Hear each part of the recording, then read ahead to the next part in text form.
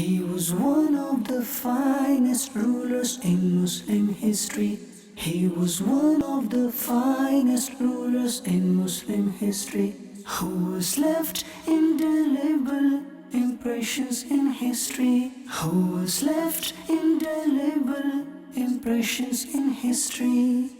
Umar bin Abdul Aziz radiyallahu anhu. Alhamdulillah Rabbil Alameen. Wassalatu wassalamu ala Sayyidil Mursalin amma ba'd. Fa'udhu billahi minash shaitani wajim. Bismillahir Rahmanir Rahim.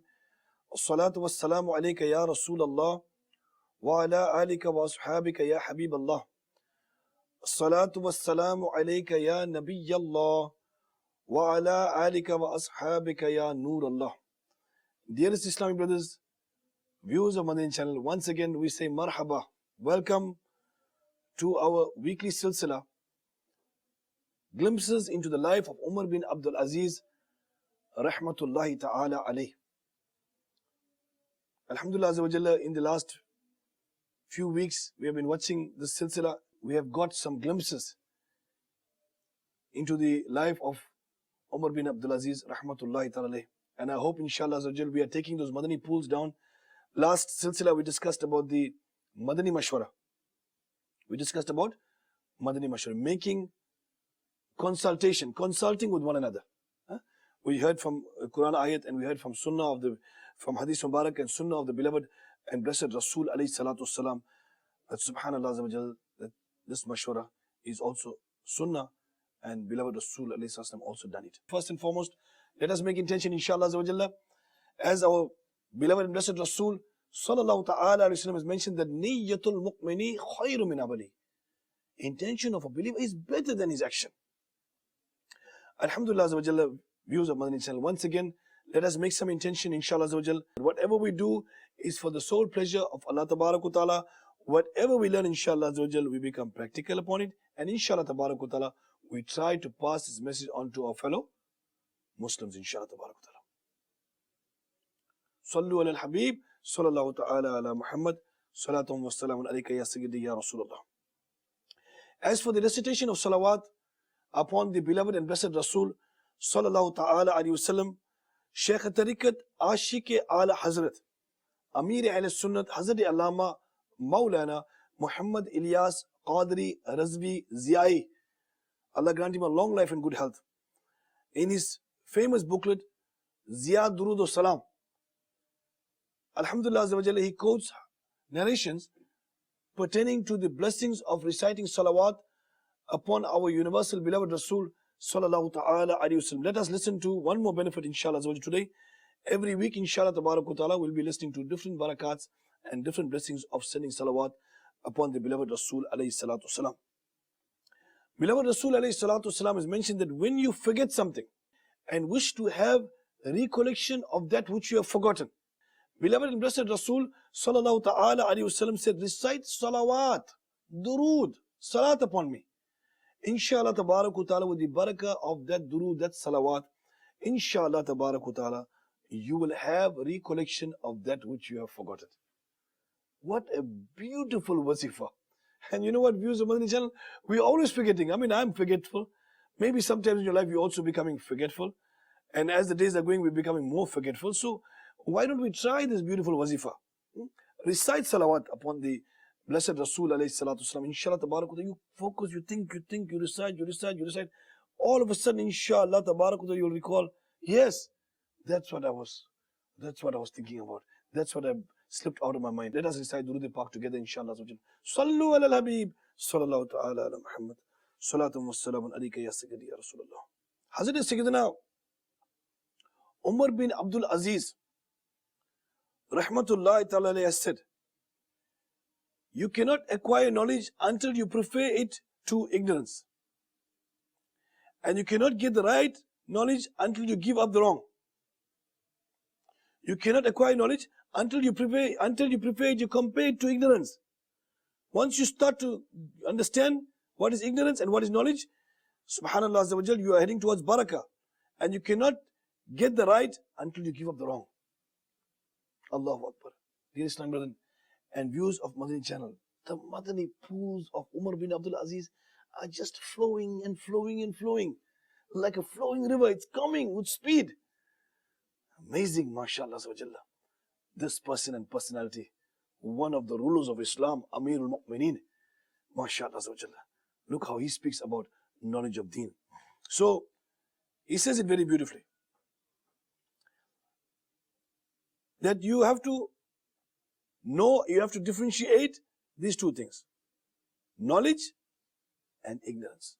Once you start to differentiate between knowledge and ignorance, inshallah ta'ala, you will understand that how importance of knowledge. And inshallah ta'ala, he says you cannot get right until you give up the wrong. Of course you cannot get right until you give up the wrong. But most of us don't want to give up the wrong. So how are we going to get the right? So start giving up the wrong so we can get the right. Inshallah ta'ala, this is going to be benefit for us, inshallah. These Madani pearls of Umar bin Abdul Aziz, rahmatullahi ta'ala, inshallah. So if you are there, out there, and mashallah, you want to know about this type of knowledge, this type of ignorances, and how to know what is the difference between right and wrong, you have to learn about the lifestyle of Umar bin Abdul Aziz, rahmatullahi ta'ala, inshallah, and you will understand that what passion, what yearning he had for the in-depths of his heart, being a ruler, being a governor, being a khalifa, mashallah, of Islam. Alhamdulillah, he set in his time, mashallah, the highest of standards, being a ruler for a Muslim country, mashallah. Sayyidina Umar bin Abdul Aziz,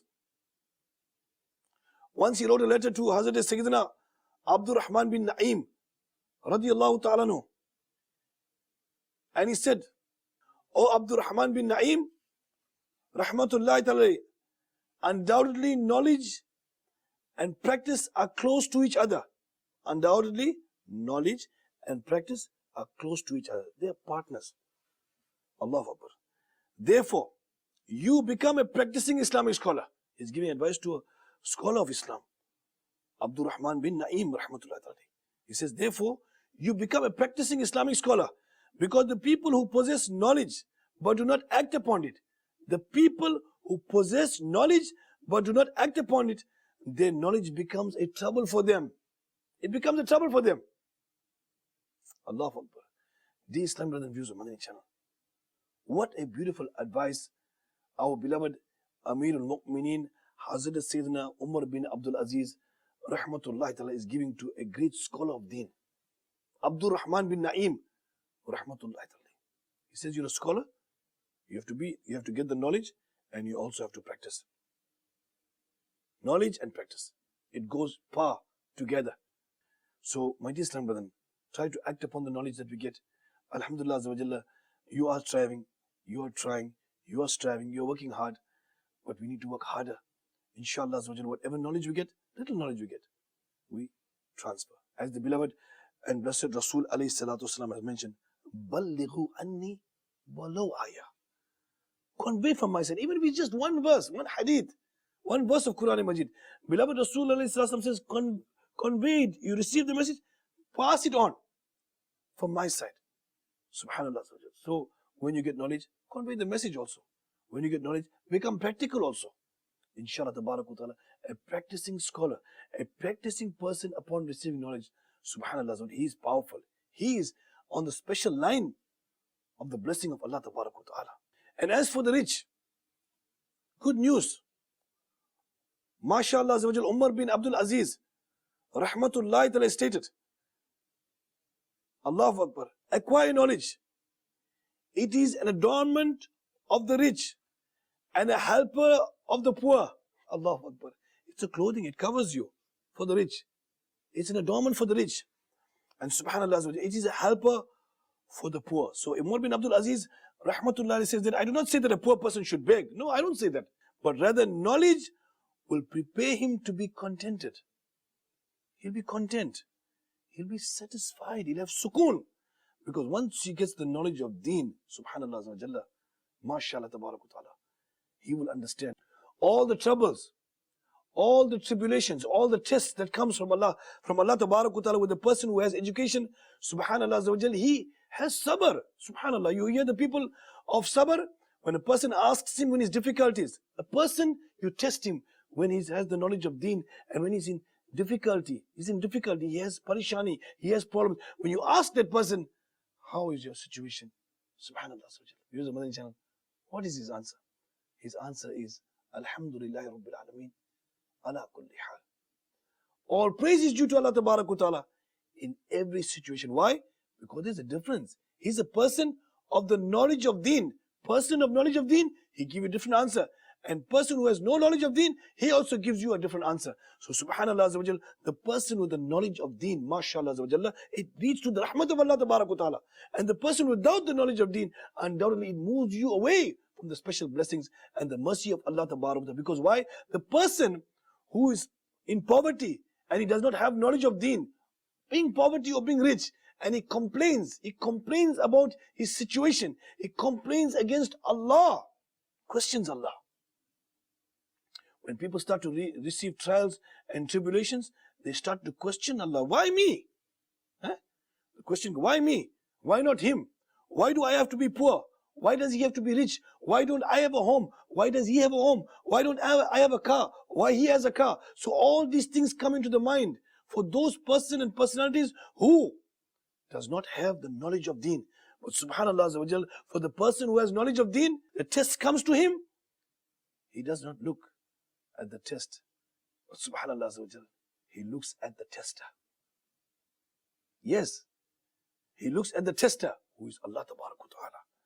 And subhanallah azza wa jal, this is why the people of knowledge of deen are totally different from the people who are not knowledgeable. And what about the rich? Sayyidina Amir al-Mu'mineen, Umar Bin Abdul Aziz, rahmatullahi, says that the rich, it's an adornment, it's a clothing for you. It covers you. Subhanallah, when the person gets his wealth, when a person gets his riches, alhamdulillah, with the barakah and blessings of knowledge and deen, he knows when to spend, how to spend. Spend towards halal, stop spending towards haram. Spend towards jais, stop spending towards najais. Spend towards lawful and stay away from unlawful. Why? Because he got knowledge of deen. He knows should not be extravagant, should be modest. Should not be extravagant in the spending of money, should be modest in spending of money. Subhanallah, he doesn't spoil his kids. Because why? Allah Ta'ala gave him the knowledge of deen. And subhanallah, so good news for the rich person and personalities, and also good news for the poor personalities. Subhanallah, if you are rich, Allah Ta'ala's special grace and mercy be upon you if you have the knowledge of deen. Alhamdulillah, you know that the wealth is given to you is an amanat, it's a trust given to you by Allah Ta'ala. Allah is going to test how you are spending, where you are spending. Each and everything is going to be calculated in the day of Qiyamah. So if you sitting out there, you're watching Madani Channel and you don't know about the knowledge of deen, you don't know about the knowledge of deen, you don't know about how to work out your zakat, you don't know when I should pay sadaqah, you don't know how to pay your fidya, you don't know much about fitra, you don't know much about qurbani, when it becomes wajib, etc., etc. You don't know when zakat becomes fard upon you. So when will you get the knowledge of deen? You have to do it now. Yes, viewers of Madani Channel. Get the knowledge of deen no matter where you are. You are in that rich position. Allah Ta'ala gave you the special grace, special mercy. Differentiate yourself. You dissect yourself away from the people without knowledge and people who are with knowledge. And inshallah Ta'ala, I'm hopeful that viewers of Madani Channel, if Allah Ta'ala blessed you with wealth, inshallah Ta'ala, get the knowledge of deen, how to spend your wealth. People, when they get wealth, you know they get advisors. Yes, viewers of Madani Channel, they get advisors about investments. Because this is part of life. People start getting advisors, investment into policies, etc., etc., etc. If you invest so much here, you get so much out there. If you invest so much there, you get so much out here. So it carries on. People talk about investments, about investments, about investments. And mashallah, if you get the knowledge of deen, subhanallah, you invest in dunya, yes. Subhanallah, you'll also invest in the akhirat. You will know that this, mashallah, is my real bank balance. If I invest here according to what the ulama ikram says, according to what the blessed Rasul alayhi salatu wasalam says, inshallah ta'ala, being rich, mashallah, you know that there's too much of barakat, too much of blessing for that person and personalities who invest in the dunya for the deen, for the pleasure of Allah Ta'ala, and they get the blessings in the dunya and in the hereafter. Sallu ala al-Habib, sallallahu ta'ala ala Muhammad. Pyare Aka Madine wale Mustafa, sallallahu ta'ala alayhi wasallam has mentioned, an Islamic scholar is as superior to an abid, to a worshipper, superior to a worshipper. Just as the moon of the 14th night is to the stars. You saw the moon of the 14th night? Full, beautiful, bright, shining. Huh? Wherever you are in the world, you can see the moon no matter what. As long as the skies are clear, big, beautiful, bright moon of the 14th night. Subhanallah. That is the difference between an alim and an abid. And you see a star? Star, twinkling star, twinkling star. Something twinkling, you can hardly something notice them, very small. Until they twinkle, you call them twinkling stars or falling stars. So you see them. You see the difference between the stars and the moon. Very big difference. Same is the difference between ulama, people of knowledge of deen, and an abid. An example is given by an alim deen. He says all the shayateen, all the followers of Iblis, Azazil, the accursed one, they gather after the time of Asr. Between Asr and Maghrib, they gather. So what Azazil does, Iblis does, he takes accountability. He asks all the shayateen about the day's work. So the narration goes on that he asks everybody, okay, what did you do for today? What did you do for today? What did you do for today? He says, I made somebody commit murder. Oh, you made somebody commit murder? Okay, and what about you? He said, I made somebody steal. Okay. And I made somebody commit adultery. Okay. Continues. And until he comes to one of his followers, one of his disciples, he asks him, okay, tell me what you did for the day. So he's taking account of the day. And he says, oh my master, oh Iblis, oh Satan, they are cursed. Actually today I stopped a person from going towards the madrasa. You stopped a person from going towards the madrasa?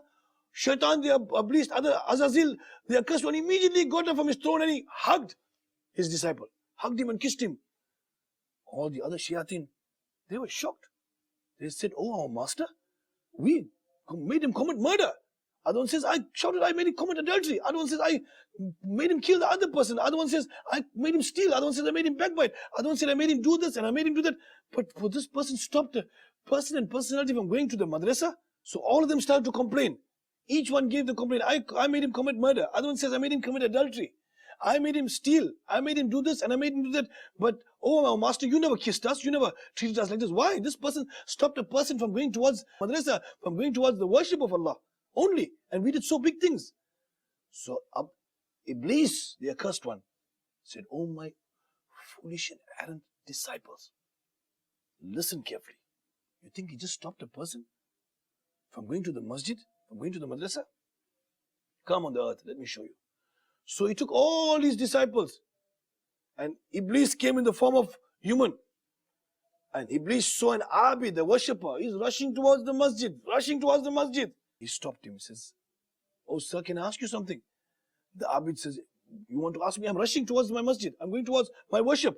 What do you want? Quickly, don't delay my time. He said, tell me something. Is it possible for an elephant to go to the needle of this head? He said, you stupid person. How do you ask me such a question? If an elephant can go through the needle of head, just leave me and go away. And he walked away back towards the house of Allah. So Shaitan, Azazil, Iblis told his disciples, you see, that is an abid, just a worshipper. He has no knowledge of deen. He's not an alim. He has no knowledge of deen.